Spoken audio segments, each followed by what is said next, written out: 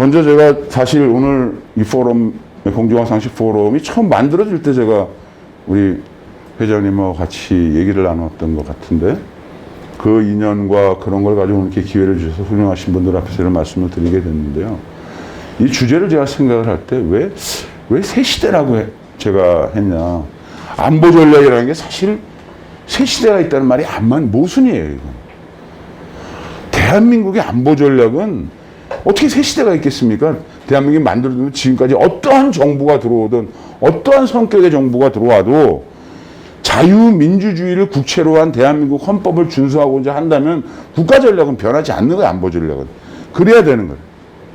근데 이게 시대에 따라서 너무 많이 바뀌는 거예요. 그래서 새 시대라고 한 것은 그렇습니다. 윤석열 정부가 들어와서 새로운 정부가 시작되었기 때문에 이러한 정부에 기대하는 그러한 그 면이 분명히 있는 것이고, 그러나 이것은 이 윤석열 정부, 뭐 우파 정부 뭐 이런 것뿐만이 아니라 대한민국이 앞으로 계속 어떻게 해야 이러한 그 변치 않는 안보 전략을 가지고 북한의 위협, 또 중국의 위협 이런 것으로부터 생존해 나갈 수 있을 것인가 하는 거에 대한 의미에서 이러한 제목을 선정을 했습니다. 안보라는 걸 하도 말을 많이 하기 때문에, 근데 안보가 정말 뭐냐? 국가안전보장. 국가안전보장의 준말이 국가안보입니다. 정의가 이렇게 된, 외부로부터 군사, 비군사적 위협이나 침략을 억제하는, 1차적으로 억제하는 거, 일어나지 않도록 하는 게 제일 중요한 겁니다. 전쟁이 일어나지 않도록 하는 거예요. 함으로써 국가의 평화, 독립을 수호하고 안전을 보장하는 일이 국가안보입니다. 이 수단은 외교와 국방에 있는데, 제가 말씀드리고자 하는 것은 외교적인 그러한 내용이 아니라 국방에 관계되는 얘기를 주로 말씀을 드릴 것이다. 그런데 강한 국방력이 바탕이 된 외교가 통하는 것이, 이게 바탕이 안 된 외교는 안 되는 거예요. 미국이 좋은 예입니다. 전 세계에서 전쟁을 가장 쉽게 하는 나라는 미국입니다. 미국은 마음의 결심만 하면 전쟁을 해요. 벌써 그 기억을 해보십시오. 미국이라는 나라가 1973년도에 베트남에서 사실 북베트남한테 패망해서 나왔지 않습니까? 그 다음에 다시 세계 군사무대에 등장한 게 1991년 걸프전입니다. 91년부터 2002년 아프가니스탄, 그 다음에 2010년 이라크, 지금까지 미국은 계속 전쟁을 해요.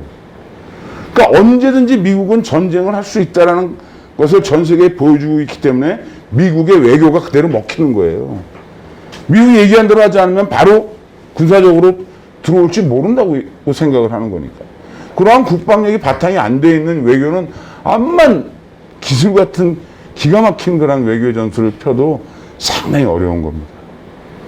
그래서 이것이 두 개의 동전의 앞뒷면과 같은 것이다. 이걸 한번 잘 좀 보셔야 됩니다. 저희 5개 국가, 뭐 국가라면 국가고 하나는 국가가 아닐 수도 있지만, 이걸 한번 보시면 1990년 이후에 지금은 과거와 전혀 다른, 모든 우리 주변국이 과거와 전혀 다른 노선을 가고 있습니다. 대한민국은 지금 세계에서 군사력이 5위 내지는 6위라고 얘기를 합니다. 그죠? 경제력은 10위라고 얘기합니다. 만약에 우리의 군사력과 경제력을 그대로 가지고 유럽이나 중동이나 아프리카나 남아메리카로 가면은 우리나라가 패권 국가입니다. 패권 국가. 전 세계에 지금 50만, 60만 군대를 유지하는 나라 없습니다. 별로. 북한하고 미국하고 러시아, 중국, 한국 정도지. 유럽 10만, 20만 정도밖에 안 돼요. 일본, 자위대 20만 밖에 안 됩니다. 그런데 대한민국은 여기서 꼴찌. 이 지역에서. 왜? 우리 주변국이 국력이 1등, 2등, 3등, 4등이. 이러한 지정학적 위치를 갖고 있는 나라는 없습니다. 지정학적 위치가 안보에 얼마나 중요한가? 미국은 안보적으로도 축복받은 나라예요. 원래 이 전쟁과 국제 관계는 이웃한 나라가 적국이 되는 경우가 많은 겁니다. 그래서 원교근공이에요. 멀리 있는 나라와 친교를 맺고 가까이 있는 나라와 싸우는 겁니다. 근데 미국을 한번 보십시오. 미국이 인접한 나라가 캐나다하고 멕시코입니다.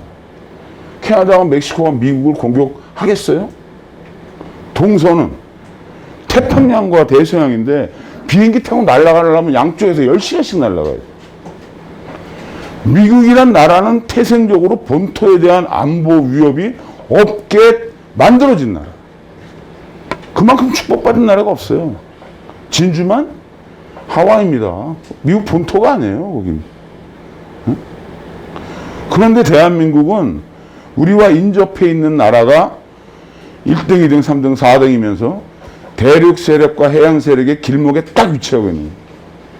대륙 세력이 세지면 한반도를 통해서 해양으로 나가려고 하고, 해양 세력이 세지면 한반도를 통해서 대륙으로 진출하려고 합니다.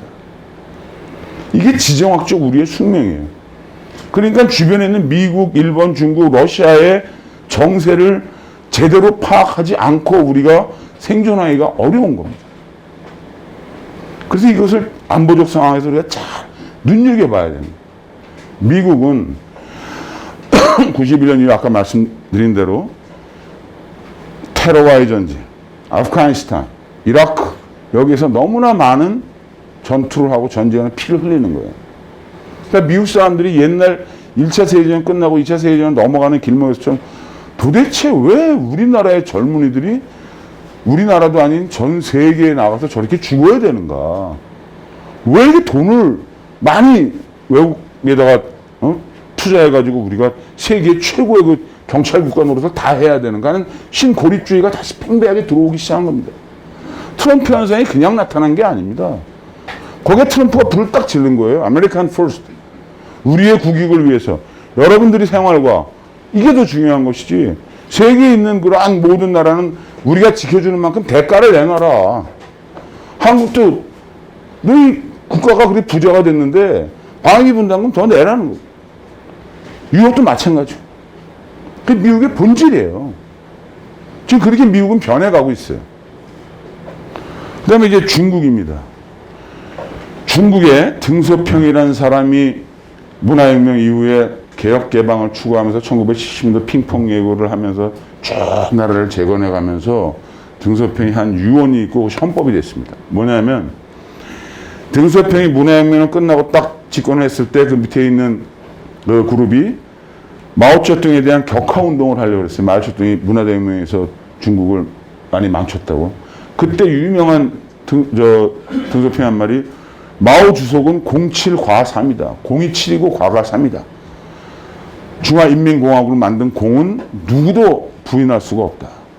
단 문화대혁명과 같은 잘못된 그런 과도 있다. 그런데 이 과는 독재를 마오가 오랫동안 했기 때문에 이러한 과가 생겼고 강청을 포함한 4인방 같은 간신들이 생겼다.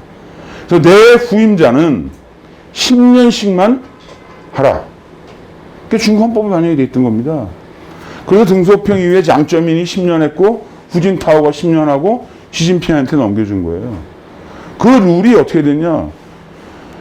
장쩌민이 들어왔을 때 5년마다 인민대회를 할 때 2차 인민대회 할 때 후계자를 지정하고 그 후계자가 5년 동안 같이 나라를 지도하고 습득을 하면서 그 다음 지도자가 되고 5년 후에 또 후임을 지정하고 이렇게 됐는데 2017년에 12년에 시진핑이 등장한 다음에 17년에 후계자를 지정 안 했어요.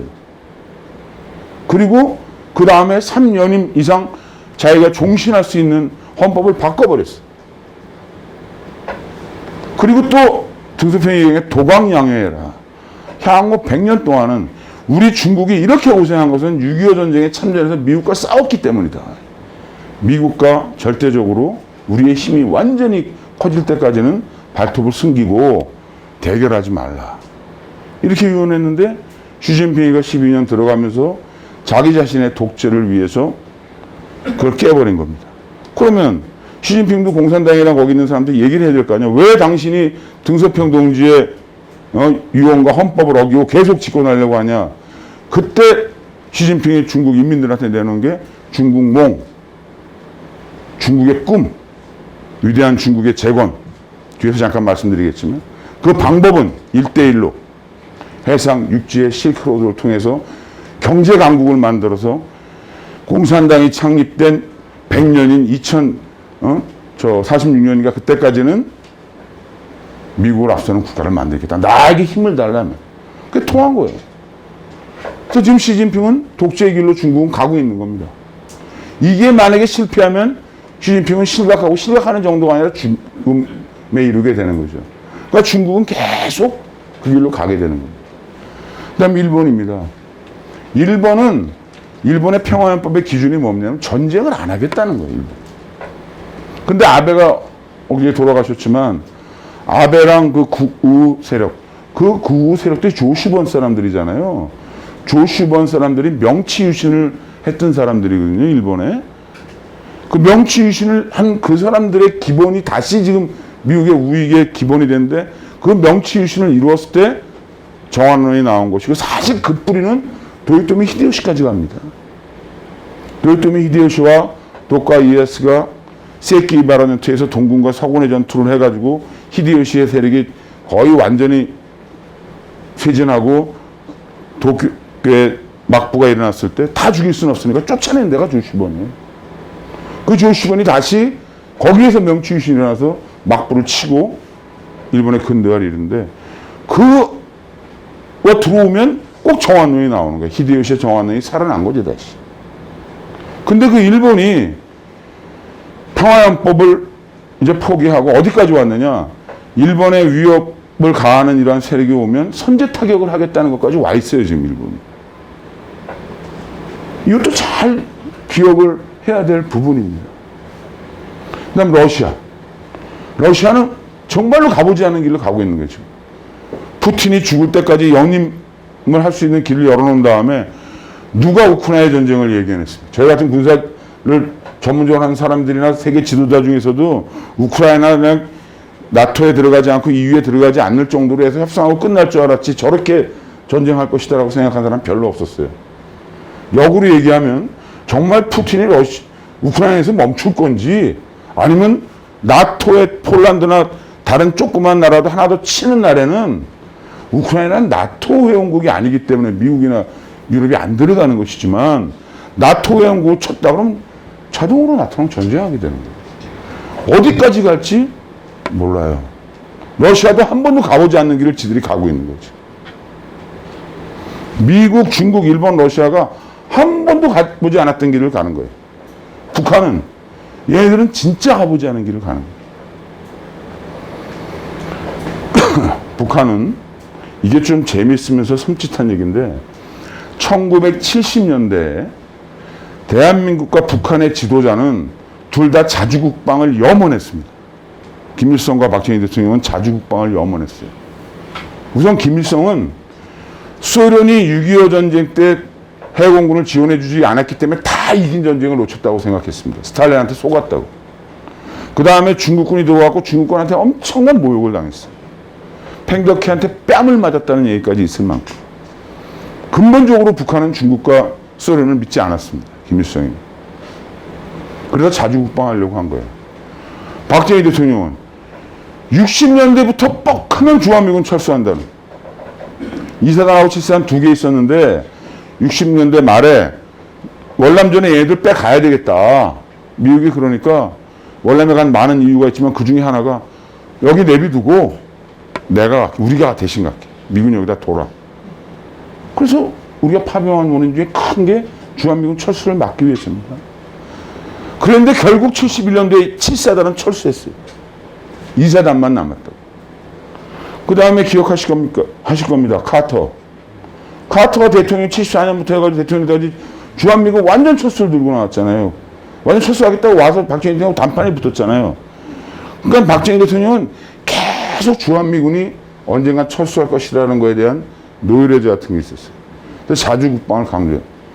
이 두 지도자가 한반도가 이러한 안보 정체성에서 살아남기 위해서 어떻게 해야 자주국방할 수 있느냐라고 할 때 똑같이 둘이 선택한 게 핵과 미사일입니다. 김일성이도 핵과 미사일을 선택했고 박정희 대통령도 핵과 미사일을 선택했습니다. 그래서 ADD 만든 거예요. ADD에서 핵과 미사일 프로젝트를 진행시켰던 겁니다.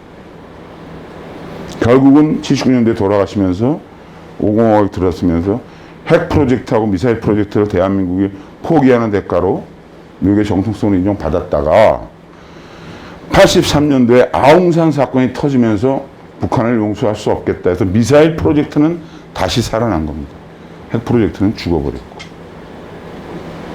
그 두 지도자가 선택해서 우리 대한민국은 그렇게 와서 지금 미사일만 살아남아 있는데 북한은 김일성, 김정일, 김정은으로 오면서 핵과 미사일 프로젝트가 아들, 손자로 이어오면서 계속 해가지고 어느 정도 성공을. 북한은 핵을 가지고 있습니다. 저는 그렇게 생각해요. 근데 이게 참 웃기는 거예요. 한번 생각해 보십시오. 모든 나라는 핵을 개발할 때, 다른 이제 미국이나 어디서 너희 핵 만들지? 그러면 우리 안 만듭니다. 이렇게 얘기합니다. 우린 그런 거 안 해요. 몰래 하잖아, 몰래. 그렇잖아요? 미사일을 개발해도 좋은 미사일을 개발하면 안 보이게 숨기는 거라고. 상대방한테, 적국한테. 이런 걸 다 노출시키면 상대방이 거기에 대한 대응책을 만들잖아요.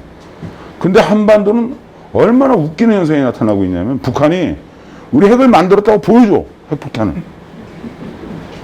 여러분 다 보셨잖아요. 동그란 거. 김정일이 나와서 이거 핵폭탄이라고. 근데 이쪽은 아니라 그래. 이런 예는 없는 거예요, 사실. 미사일도 몰래 쏴야 되는 거거든. 근데 가장 잘 보일 때, 새벽 여명에 가장 미사일이 날아가는 게 잘 보이는 시점에 북한은 쏩니다. 그리고 우리가 뭐라고 얘기하면 그게 아니고 하고 강평을 내요. 요번에 쏜 거는 무슨 미사일이고. 이런 무기 개발 예는 없는 거예요, 사실.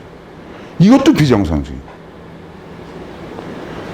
이 다섯 나라와 이것도 굉장히 비정상적이고 북한의 행동과 태도도 굉장히 비정상적이기 때문에 한마디로 얘기하면 정상적으로 대한민국의 주변의 안보 정세가 어떻게 흘러갈 것인가라고 물어봤을 때 그 답은 잘 모르겠다. 나도 모르겠다. 이게 답이 될 수 있을 만큼 혼란스럽고 격변의 그러한 시기에 사실 우리가 서 있는 겁니다. 쭉 말씀드린 겁니다. 미중 패권 견제, 안보 불확실성, 중국, 영국 쭉 아까 말씀드렸고요. 중국의 핵심이 2021년 소강사회, 2021년까지는 어느 정도 먹고 살 수 있도록 하겠다. 2049년 이게 중국 인민공화국 만들어진 지 100주년 되는 해잖아요. 그때까지는 사회주의 현대로 완성. 이 표현이 뭐냐면 미국을 앞서는 세계의 초강대국이 되겠다는 겁니다. 그러니까 미국 입장에서는 1970년대까지 중국의 경제를 살리면서 미국은 어떻게 생각해요? 중국을. 미국의 그 생산 공장쯤 생각을 한 거예요. 싼 값으로 미국에서 연필 하나 만들려면 예를 들면 1달러가 되는데 중국에서는 10센트만 만들어 오니까 값싸고 좋은 소비재를 국민들한테 싼 값으로 공급해 주고 뭐 이렇게 생각을 했는데 중국이 점점 보니까 또 시진핑 나오면서 미국의 패권에 도전하는 거지. 거기에서 미국은 더 이상 중국한테 패권 국가가 전쟁을 하지 않고 자기의 세계적인 패권을 그냥 넘겨준 예는 하나도 없습니다. 포르투갈, 스페인, 네덜란드, 영국도 2차 세계대전 때문에 넘어간 겁니다. 패권 국가 그대로 그냥 물러난 적이 없어요. 미국도 절대로 미국의 패권을 양보할 생각이 없어요. 그래서 2017년에 인도태평양 전략을 만들어낸 겁니다. 인도태평양 전략의 핵심은 뭐냐?